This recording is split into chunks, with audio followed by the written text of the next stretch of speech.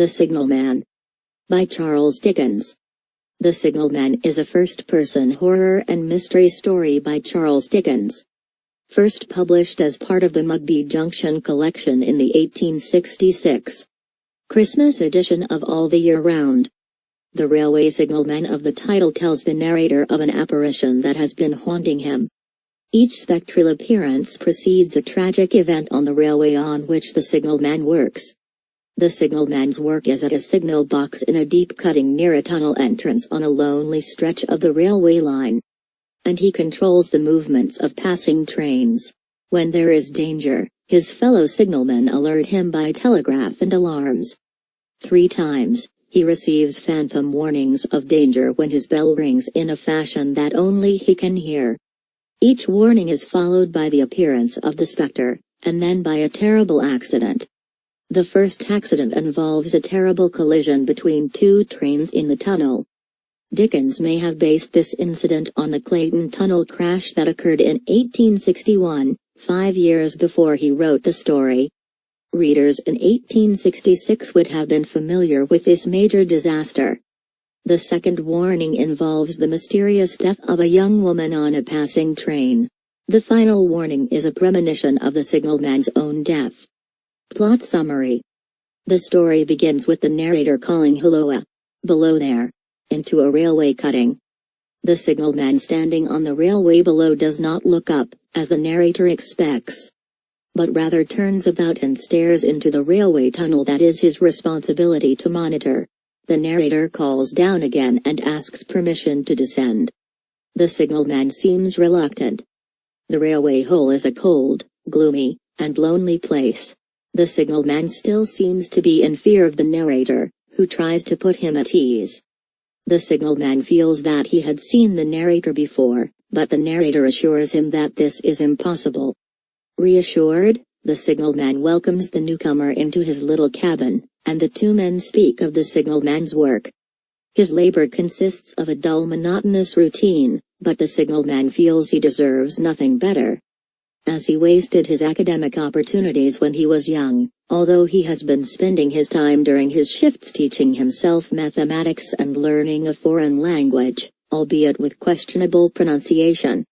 The narrator describes that the signalman seems like a dutiful employee at all times, except when he twice looks at his signal bell when it is not ringing. There seems to be something troubling the signalman, but he will not speak of it before the narrator leaves. The signalman asks of him not to call for him when he's back on the top of the hill or when he sees him the following day. The next day, as directed by the signalman, the narrator returns and does not call.